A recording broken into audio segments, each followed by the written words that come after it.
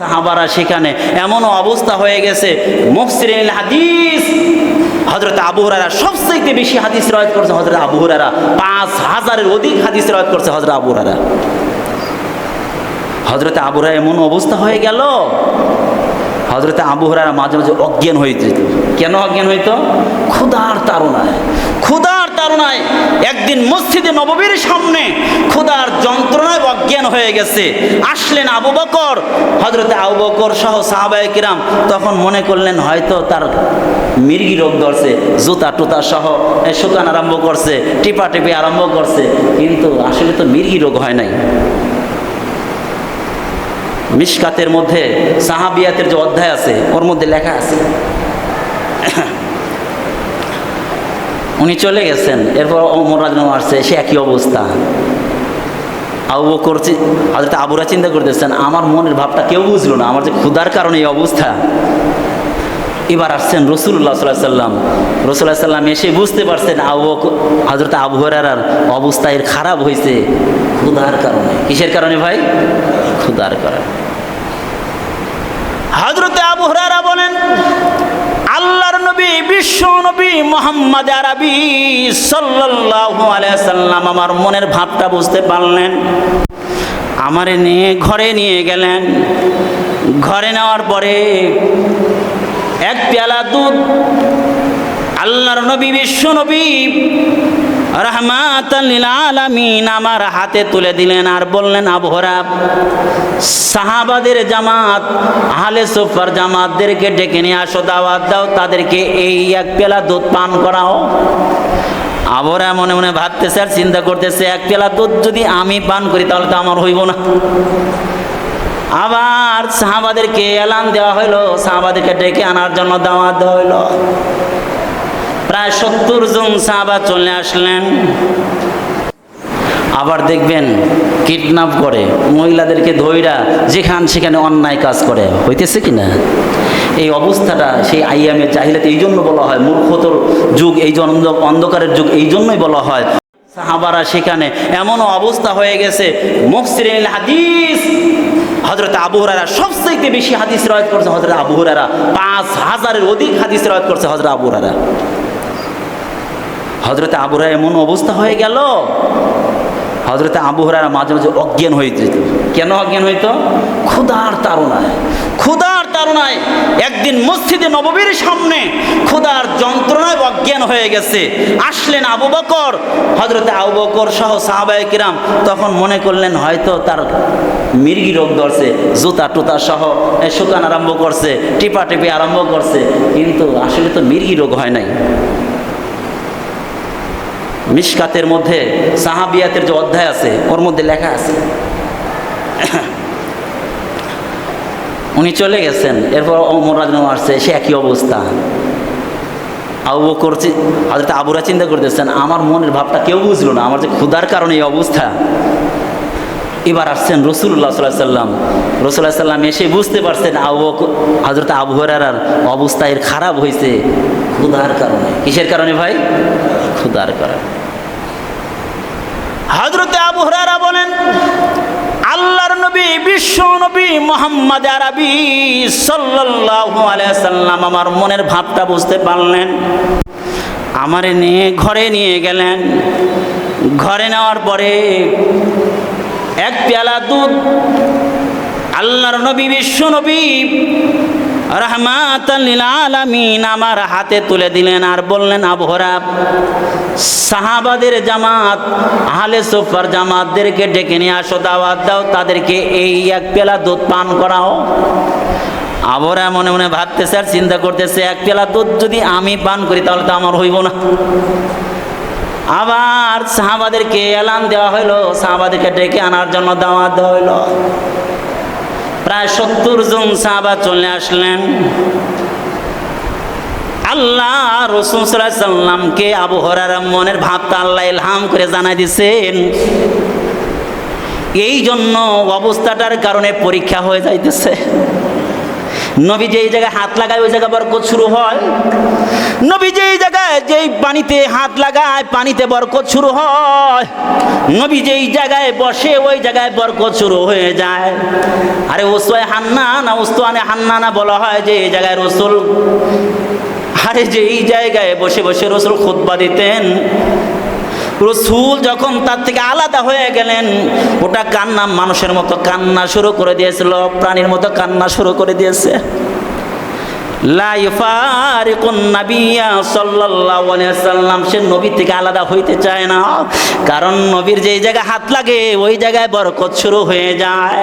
এবার তো দুধের পেয়ালাতে নবীর হাত লেগে গেছে, এই জন্য পেয়ালার দুধের মধ্যে দুধ যদি অল্প বরকত শুরু হয়ে গেছে। আরে তখন হযরতে আবু হুরায়রা কি করলেন, একজন একজন করে পান করান শুরু করলেন। চিন্তা করলেন আমার হয়তো কিসমতে নসিব হবে না। 70 জন সাহাবাকে ডেকে আনা হইল, তাদেরকে যদি এইভাবে দুধ পান করানো হয়, একের পর এক পান করাইতেছে, এরপরে দেখি দুধ ওইভাবে রয়ে গেছে। আবু হুরায়রা ডেকে বলে ইয়া রাসূলুল্লাহ, যে দুধ আছে আপনি পান করেন। আল্লাহ রাসূল ডেকে বলে আবু হুরায়রা তুমি পান করো। এবার পান করলেন, ইয়া রাসূল আবার আপনি পান করেন। আল্লাহ রাসূল বলে আবার পান করো, আবার পান করো।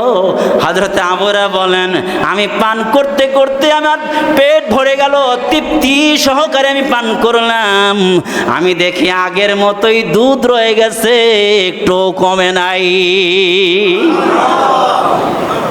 কারণ রাসূলের বরকত লাগছে, ওমা আরসালনাকা ইল্লা রাহমাতাল লিল, রহমত তো নিয়ে আসছেন রাসূল, রহমত তো লাগিয়ে গেছে।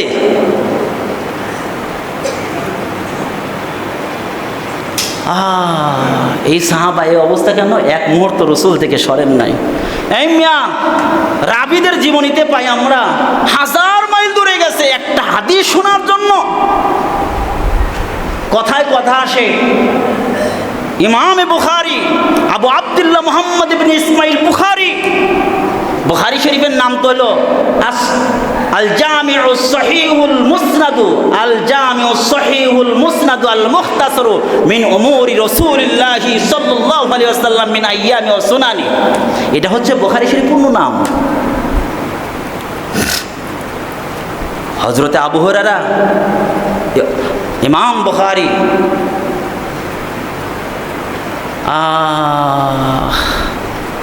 লক্ষ লক্ষ হাদিস থেকে হাদিস চয়ন করে, ওনার তো জন্ম হলো বুখারায়, একসঙ্গে 90,000 লোক, কত হাজার? 90,000 লোক একসাথে এক দর্শে এক ক্লাসে বসে হাদিস গ্রহণ করছেন ইমাম বুখারীর কাছ থেকে। সুবহানাল্লাহ বলবেন না? ইমাম বুখারী, আল্লাহ, ইমাম বুখারী, আল্লাহ আল্লাহ। এই কথা যখন পৌঁছে গেছে বাদশার কাছে, পৌঁছে গেছে, ওই জামানার বাদশা ছিল, ইতিহাসে পাই খালিদ ইবনে মুহাম্মদ আজ-জুহালি।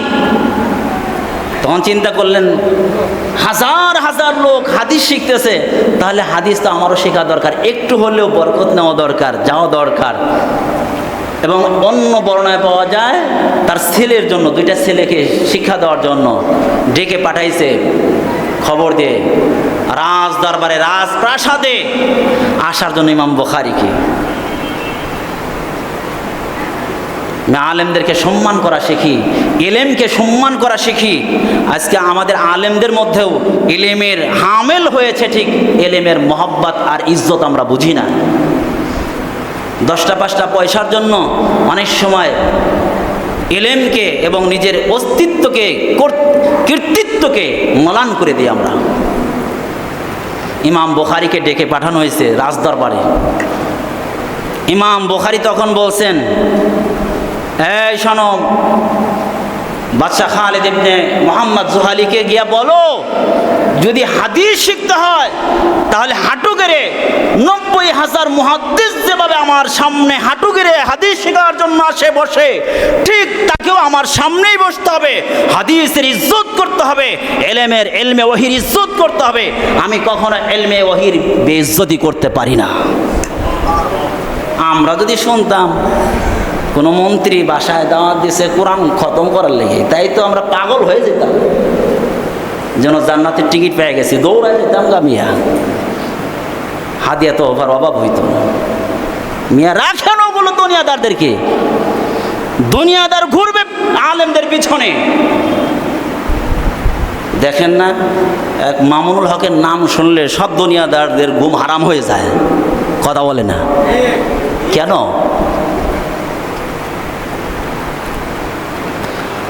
আল্লাহ, ইমাম বুখারী তখন শুনে দিলেন, এই ইন্নী লা উদিল্লুল ইলমা, ইন্নী লা উদিল্লুল ইলমা ওয়ালা আহমিলুহু ইলা বাবিল উমারা। আমি বলতেছি শোনো, আমি এলেমের বেইজ্জতি করতে পারি না, আর কোনো আমির ওমরার দরবারে এই বুখারী শরীফ নিয়ে তাকে এলেম শেখানোর জন্য আমি যেতে পারি না। সুবহানাল্লাহ বলেন। এই কথা বলার কারণে রাগ হয়ে গেছে আমির সাহেব, অর্থাৎ আমির বলতে প্রেসিডেন্ট, রাগ হয়ে বিভিন্ন ধরনের এখন ফোন দিয়াটা শুরু করছে, তাকে কিভাবে ঘাওয়াল করা যায়। আসলে কি মামুনুল হক সাহেব কোনো অন্যায় কাজ করছে? সাজাইছে, নাটক সাজাইছে আগে ধরার জন্য, কিনলে সে বেশি গরম কথা কয়, কথা বলে না, তাদের বাস্তবতা তুলে ধরে।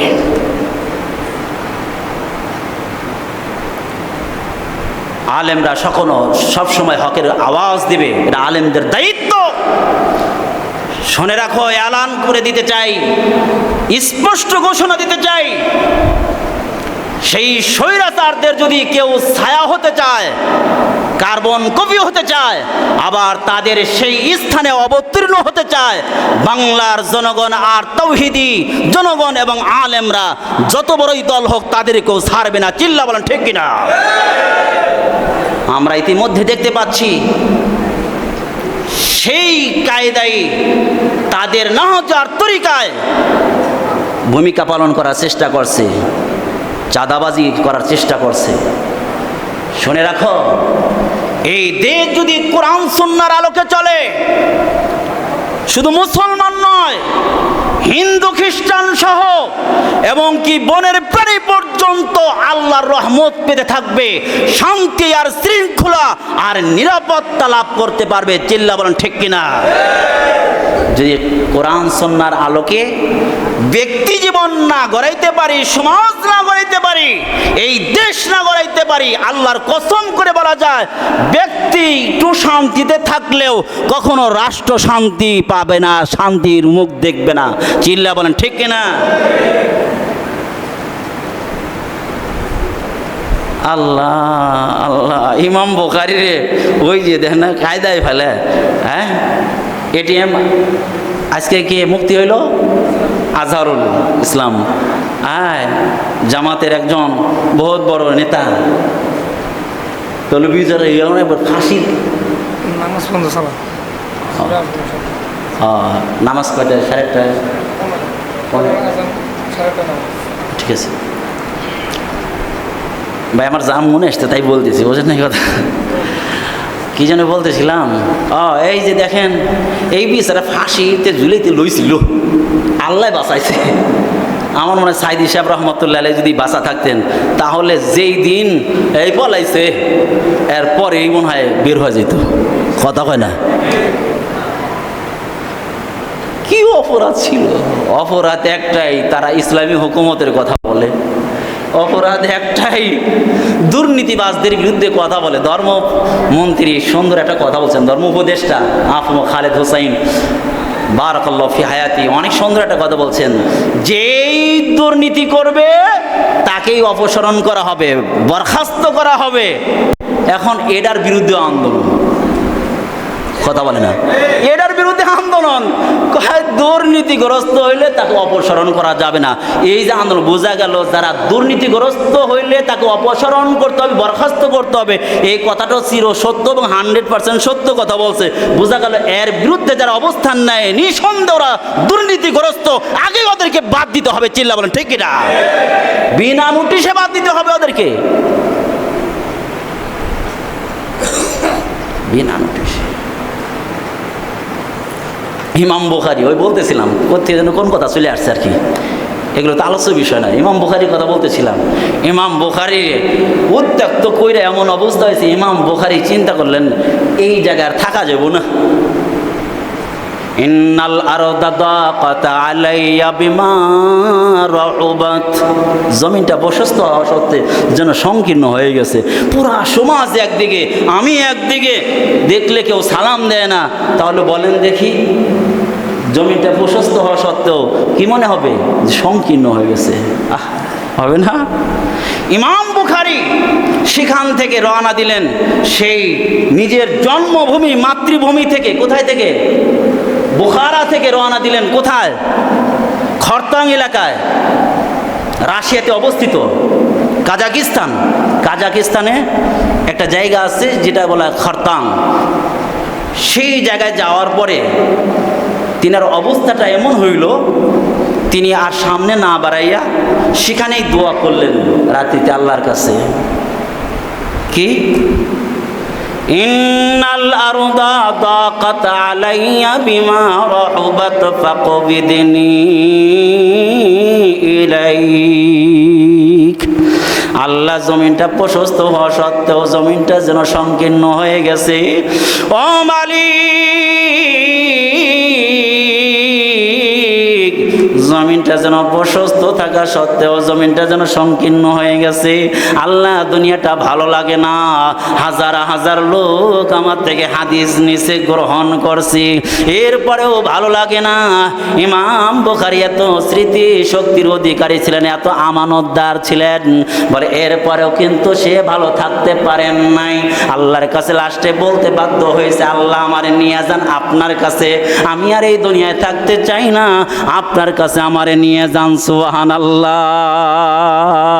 আমার ভাইরা, ইমাম বুখারী কেমন মানুষ ছিলেন? ইমাম বুখারীর কথা যখন আসছে, আমার ভাইরা বুখারী শরীফের দর্শ কিছুদিন দিছি তো, হ্যাঁ, হাদিসের কিতাব পড়াই, সেই জন্য ওনার কথা কিছুটা জানা আছে। জানি না বেশি কিছু, কিন্তু দু একটা টুকাটুকি জানি, তার থেকে কিছু আপনাদেরকে বলি। ইমাম বুখারী রহমতুল্লাহি আলাই একবার কিছু সামানা ওনার কাছে হাদিয়া দিছে, উনি বিক্রির জন্য হ্যাঁ সামনে উপস্থিত করছেন। এক লোক এসে বললেন, হুজুর এটা 300 দিরহাম দিব। এরপরে বললেন ঠিক আছে আমি দেখি, কিন্তু নিয়ত করছেন লোকটাকে দিবে, এটা নিয়ত করছে কিন্তু ওয়াদা দেয় নাই, নিয়ত করছে। একটু পরে আর একটা লোক আসছে, সে বলছে 600 দিরহাম দিব, হুজুর দিবেন? ইমাম বুখারী ওই প্রথম যে 300 টাকা বলছে তারে দিয়ে দিছেন। কেন? বলে আমি যে মনে মনে ইরাদা করছি, নিয়ত করছি 300 টাকাওয়ালারে দিব, তাহলে আমি যদি 600 টাকাওয়ালারে দেই তাহলে ইরাদার খিলাফ হবে। কেউ জানে না ঠিক, কিন্তু আমার যে ভিতরে ইরাদা ছিল তাকে দেব, এইটার খিলাফ হয়ে যায়। এই হলো ইমাম বুখারী। সেখানে আল্লাহর কাছে দোয়া করার সাথে সাথে ওই রাত্রি ইন্তেকাল হয়ে যায়। তাকে যখন কবরস্থ করা হয় খরতাং নামক এলাকায়, ওখানে কবরস্থ করার পরে সাথে সাথে যারা মুহাদ্দিসিন হয়, যারা আহলে ইলম হয়, ইলমের সাথে যাদের সম্পর্ক থাকে, ইলম ছাড়া আল্লাহর সাথে সম্পর্ক করা যায় না ভাই। ইলম হচ্ছে সমস্ত কামালাতের চশমা। ইলম যদি থাকে সমস্ত কামালাত অর্জন করা যায়, পূর্ণাঙ্গতা অর্জন করা যায়। ইলমের মাধ্যমে এমন কামালাতের দরজায় পৌঁছে গেছে, কবর দেওয়া শুরু হয়ে গেছে, দাফন করতে দেরি হতে পারে, আল্লাহ তাআলা তার কবর থেকে মেশক আম্বরের ঘ্রাণ বের করে দিতে জারি করতে দেরি করেন নাই। মানুষজন মাটি নেওয়া আরম্ভ করছে, মাটি নেওয়া আরম্ভ করছে, মাটি নিতে নিতে নিতে নিতে এমন অবস্থা, কবর যেন ফাঁকা হয়ে যাবে। এক আল্লাহর ওলি তখন দোয়া করলেন, আল্লাহ এটা বন্ধ করে দেন, এই কারামত বন্ধ করে দেন।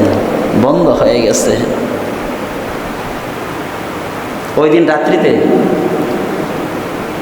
স্বপ্ন দেখে, কারামাতুল আউলিয়া হাক্কুন, কিছু জাহেলের গোষ্ঠী আছে আউলিয়াদের কারামতকে অস্বীকার করে, এরা সম্পূর্ণ জাহেল। কারামাতুল আউলিয়াই হাক্কুন, আউলিয়াদের কারামত হক, এটা সত্য। আমার ভাইরা, আল্লাহর ওলি একজন দেখছেন স্বপ্নে মুহাম্মদ রাসূলুল্লাহ সাল্লাল্লাহু আলাইহি ওয়াসাল্লামের সঙ্গে আবু বকর, ওমর, উসমান, আলী, 4 জন সাহাবা তার সঙ্গে দাঁড়ায় আছে। সুবহানাল্লাহ বলেন। বলেন ইয়া রাসূলুল্লাহ এইভাবে দাঁড়িয়ে আছেন?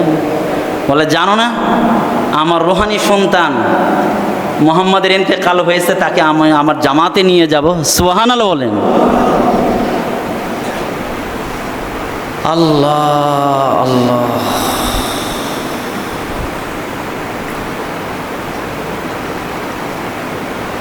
তাহলে জাগতিক উন্নত হলে মনুষ্যত্ব অর্জন হয় না। মনুষ্যত্ব অর্জন করতে হলে কোরআনী শিক্ষা লাগবে। কোরআনী শিক্ষা ছাড়া কোনো মনুষ্যত্ব অর্জন হবে। আমার ভাইয়েরা বলতেছিলাম হাইওয়ান জানোয়ারও খায়, আমিও খাই। হাইওয়ান জানোয়ারও পান করে, আমিও পান করি।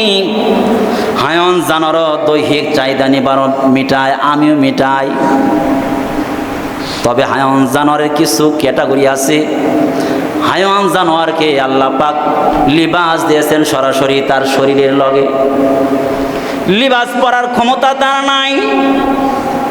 যত হাইওয়ান আল্লাহ পাক দুনিয়ায় বানাইছেন, হাকিমুল ইসলাম খুতুবাতে হাকিমের মধ্যে লেখেন যত হাইওয়ান আল্লাহ পাক বানাইছেন সকল হাইওয়ানের লগে লগে আল্লাহ পাক পোশাক দিয়েছেন, যত পোশাক পরার যোগ্যতা ওদের নাই। কিন্তু মানুষকে আল্লাহ পাক কি করেছেন? চামড়ার লগে চামড়া তো দিছে নয়, সাথে সাথে আলাদা ভিআইপি ভাবে স্পেশাল ভাবে আল্লাহ তাআলা কাপড় আর চাদরের ব্যবস্থা, পোশাকের ব্যবস্থা করেছেন।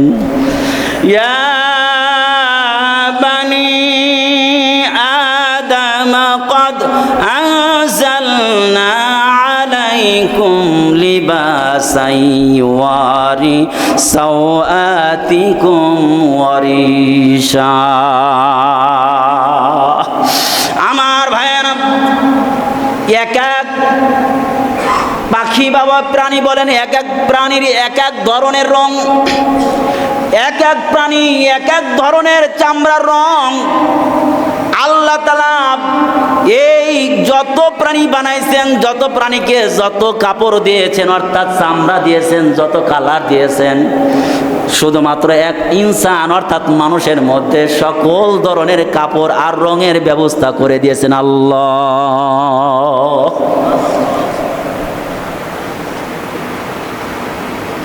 আল্লাহ আল্লাহ। ছোট্ট একটা কথা আপনাদেরকে বলি, আমল যদিও ছোট হয়, এই ছোট্ট আমলই আপনার জন্য জান্নাতে যাওয়ার কারণ হবে। ওই দিন এক মুহাদ্দিসের জবানে একটা কথা শুনলাম, নতুন একটা কথা আপনাদেরকে বলে দেই।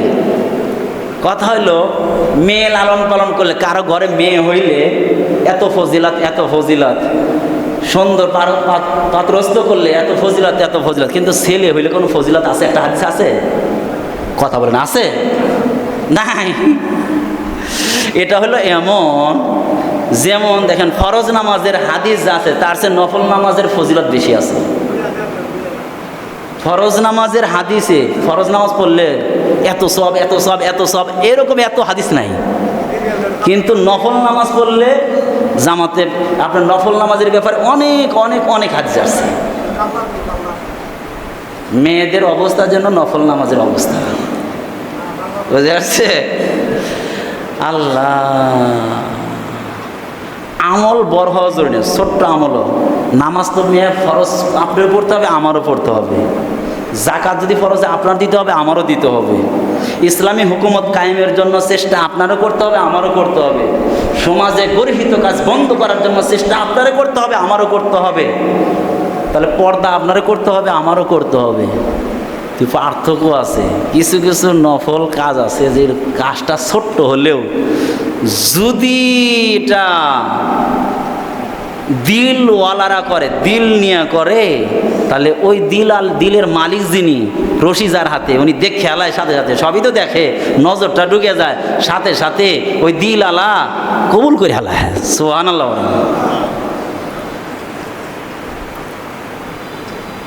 সিয়াসিতার 6টা কিতাবের মধ্যে একটা কিতাবের নাম হচ্ছে আবু দাউদ শরীফ। নাম শুনছেন আপনারা? কথা বলেন, নাম শুনছেন? ইমামে আবু দাউদ রহমাতুল্লাহি আলাইহির জীবনীতে দেখলাম, ইমামে আবু দাউদ রহমাতুল্লাহি আলাইহি আসরের নামাজ পড়ে নদীর পাড়ে হাঁটি হাঁটি করে চলতেছেন, তাসবির দানাগুলো টিপতেছেন, সুবহানাল্লাহ আলহামদুলিল্লাহ। হাতে আঙ্গুল গুনে গুনে পড়া সবচাইতে ভালো। কেউ যদি চায় তাসবিটা হাতে থাকলে সুবহানাল্লাহর কথা মনে পড়ে, এমনিতেই পড়া যায়, হাতে আছে তো মনে পড়ে, সুবহানাল্লাহ বলতে মনে চায়, পড়েন, সমস্যা নাই। তবে আঙ্গুলগুলো গুনে গুনে যদি সুবহানাল্লাহ আলহামদুলিল্লাহ পড়ে, তাহলে আঙ্গুলগুলো কিয়ামতের ময়দানে তার জন্য সাক্ষী হয়ে থাকবে। আমার ভাইয়েরা, ইমামে আবু দাউদ রহমাতুল্লাহি আলাইহি সমুদ্রের কিনারায় গিয়া সুবহানাল্লাহ আলহামদুলিল্লাহ বন্ধু আসরের নামাজ পড়ে সবুজ শ্যামল এলাকায় একটু হাঁটাহাঁটি করবেন, ভালো লাগবে, দিলটা বড় একটু আনন্দ হবে, ফারহাত হবে। সারাদিন কাজ করে বোরিং মনে হয়, খারাপ লাগে। আসরের নামাজের পরে একটু তাসবিহটা নিয়া নদীর কিনারায় অথবা যেই জায়গায় সজীব সবেলতা আছে সেই জায়গায় একটু সুবহানাল্লাহ তাসবিহ পড়তে থাকেন, একটু হাঁটতে থাকেন, ভালো লাগবে। আমার ভাইয়েরা, ইমামে আবু দাউদ রহমাতুল্লাহি আলাইহি আসরের নামাজ আদায় করে সমুদ্রের কিনারায় তাসবিহ পড়তে সুবহানাল্লাহ আলহামদুলিল্লাহ ওয়ালা ইলাহা ইল্লাল্লাহু আল্লাহু আকবার তাসবিহ টিপতেছেন। এই তাসবিহগুলো জপতে জপতে হঠাৎ করে বাতাসের উজান দিক থেকে একটা আওয়াজ যেন ভেসে আসলো, হঠাৎ করে আওয়াজ ভেসে আসলো, আলহামদুলিল্লাহ। আলহামদুলিল্লাহর আওয়াজ যখন কর্ণকুরে ভেসে এসেছে, একটু তাকায় দেখে, আরে অদূরেই দেখা যায় একটা জাহাজ দেখা যায়। জাহাজটা একদম কিনারায় আসতে পারে নাই, কারণ আগের জামানায় কি করতো, নদীর থেকে একটু দূরে নোঙ্গর করতো, বলে জাহাজ তো বেশি কিনারায় আসে না, তার নিচে ঠেকে যায়, এই জন্য নদীর একদম কিনারায় আসতে পারে না। একদম নদীর কিনারা থেকে সামান্য একটু অদূরেই নোঙ্গর করে আসে, বলে সেখানে কিছু লোক দেখা যায়, সেখান থেকে একজন হাসি দিয়ে বলছে আলহামদুলিল্লাহ। আমার ভাইরা, মাসালা হইল, একই মজমায় যদি, একই জায়গায় যদি কেউ হাসি দিয়ে আলহামদুলিল্লাহ পড়ে, তাহলে ইয়ারহামুকাল্লাহ যারা শুনবে বলা ওয়াজিব। কিন্তু মসজিদে আলহামদুলিল্লাহ পড়েছে, মসজিদের বাহিরে কেউ যাচ্ছে, বলে ওই ব্যক্তি শুনলে তাহলে ওয়াজিব নয়, অর্থাৎ মজমায় একটাও হতে হবে। একই মজমায় যদি কেউ আলহামদুলিল্লাহ বলে, তাহলে যিনি শুনবে তাহলে তার জন্য ইয়ারহামুকাল্লাহ বলা ওয়াজিব। যদি মজমা দুইটা হয়, আলাদা আলাদা হয়, তাহলে ইয়ারহামুকাল্লাহ বলা ওয়াজিব না।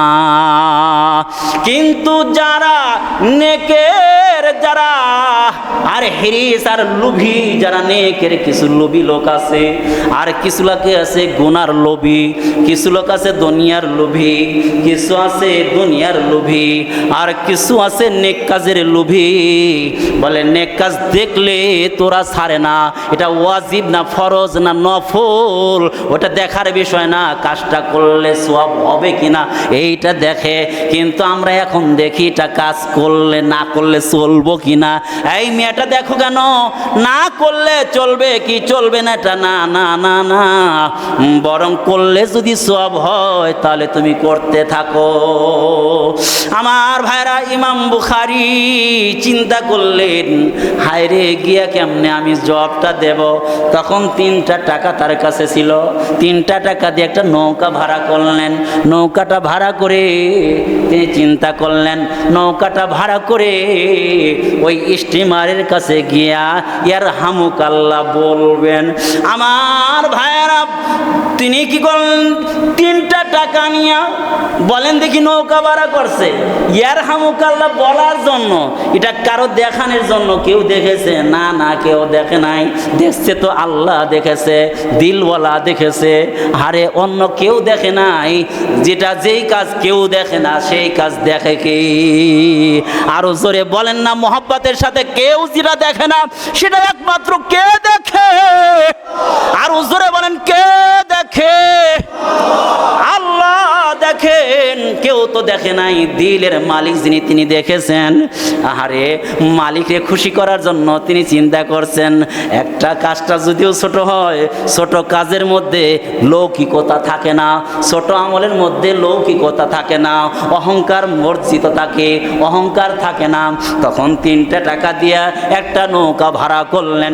নৌকা ভাড়া করে আস্তে আস্তে কি করলেন, ওই লঞ্চ আর স্টিমারের কাছে গিয়া লঞ্চ আর স্টিমারে উঠে এবার যে লোকটা বাতাসের উজানে দাঁড়াইয়া আলহামদুলিল্লাহ পড়েছে, হাসি দিয়ে আলহামদুলিল্লাহ পড়েছে, ওই জায়গায় গিয়ে আস্তে করে বলছে ইয়ারহামুকাল্লাহ, সুবহানাল্লাহ পড়েন। আজানটা হয়ে যায়, 2 মিনিটে শেষ করি। হ্যাঁ আচ্ছা ঠিক। আমার ভাইরা বলতেছিলাম, দিলের কানটা লাগায় শোনেন বন্ধু, এই জায়গায় কেউ থাকবো না। আমি ফরিদি সাহেবের যত বড় আলেম মনে করেন, আরে যত বড় মুফতি মনে করেন, যত বড় বক্তা মনে করেন, আরে আমি আমার হালাত জানি। আমি যখন কবরে যাব কেউ তো আমার সাথে থাকবে না, আই মুফতি বলে ডাক দিবে না। ওই জায়গায় কিরামান কাতিবিন থাকবে, ওই জায়গায় কারো পরিচয় চলবে না রে দোস্ত, দলের পরিচয় চলবে না, বংশের পরিচয় চলবে না, টাকার পরিচয় গরম চলবে না। ইমাম আবু দাউদ যখন বলছে ইয়ারহামুকাল্লাহ, ইয়ারহামুকাল্লাহ, এই কথাটা ইয়ারহামুকাল্লাহ, এই শব্দটা দিল থেকে, ভাঙ্গা দিল থেকে যখন এই শব্দটা বের হয়ে গেছে, কেউ দেখে নাই, দেখছেন যিনি তিনি কে? আরে কেউ তো দেখে নাই, আল্লাহ দেখেছেন। গায়েব থেকে আওয়াজ চলে আসছে, গায়েব থেকে আওয়াজ চলে আসছে, এই ইমামে আবু দাউদ 3 টাকা দিয়ে তো জান্নাত খরিদ করে ফেললা, আজকে আমলটা ছোট মনে করলে কি হবে? এই যে ইয়ারহামুকাল্লাহ বলা জরুরি ছিল না, কিন্তু গিয়া তুমি আল্লাহকে খুশি করার জন্য ছোট্ট একটা আমল তুমি কি করলা, ইয়ারহামুকাল্লাহ বইলা দিলা। তোমার দিলের হালাতটা দেখছেন আল্লাহ তাআলা, কাইফিয়াতটা দেখছেন আল্লাহ তাআলার। পরিমাণ আর মেকদার উদ্দেশ্য নয়, তোমার কাইফিয়াতটা উদ্দেশ্য। দিলের কাইফিয়াতটা দেখা আল্লাহ খুশি হয়ে গেছে, তোমার জন্য জান্নাত বাজেট হয়ে গেছে, সুবহানাল্লাহ। এই জন্য বন্ধু আল্লাহ তাআলার দরবারে কবুল হওয়ার জন্য ইলম দরকার। আর ইলম থাকলে যদি সহিভাবে আমল করতে থাকি, আমলটা যদিও ছোট হয়, ও বন্ধু জবানের 1 নাম্বার হেফাজত করব, নজরে হেফাজত করব। 2টা কথা বলে যে 1 নাম্বার নজর দিয়ে কোনো হারাম জিনিস দেখব না, বরকত নষ্ট হয়ে যাবে। জবান দিয়ে কোনো গীবত করব না। ইমাম বুখারী বলেন মুনজু আলিমতু আন্নাল গীবাতা হারাম, আই মা গিবতু কত্তু মুনজু আলিমতু আন্নাহু হারামুন। যখন ইমাম বুখারী বলেন যে দিন থেকে জানছি গীবত করা হারাম, ওই দিন থেকে জবান দিয়ে কোনো দিন গীবত করি নাই। ইমাম বুখারী এমনি বুখারী হয়েছে। আর আমরা আলেমদের সোহবতে আসতে চাই না, জানতেও চাই না, মানতেও চাই না। যাই হোক, অনেক কথা বলে ফেললাম, যা কিছু ভাঙ্গাচোরা কথা বললাম, আল্লাহ পাক আমাদেরকে আমল করার তৌফিক দান করেন, আমিন। আখির দাওয়ানা আলহামদুলিল্লাহি রাব্বিল আলামিন।